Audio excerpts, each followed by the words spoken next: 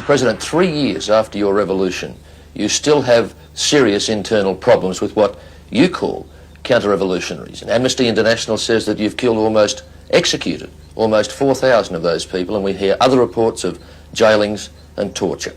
That makes people on the outside think that one reign of terror under the Shah has merely been replaced by another reign of terror under your regime. ما از غرب انتظار نداریم که واقعیات جامعه ما رو We ask, why do you not ask about the people who have burned buses and who have killed innocent people?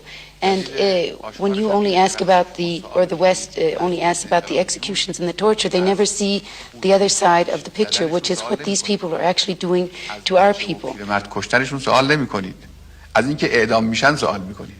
The Imam, the Ayatollah Khomeini himself, has said that your faith, Shiism, is a school of blood and the sword, and it will remain that way till the end. That sounds very much as though the Ayatollah himself is predicting more violence and bloodshed for this country. نظر امام این نیست که بایستی حتما خونریزی انجام بگیره.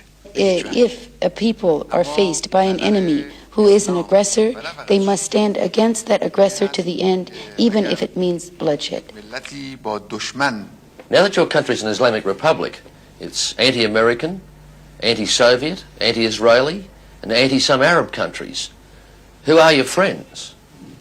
همه کشورهایی که در دنیا هستن غیر از اینایی که اسم بردید دوست ما میتونن باشن. All of the countries except the ones that you have mentioned could become our friends. Who is your worst enemy, Mr. President? دشمن اصلی ایران کیست؟ آمریکا. America.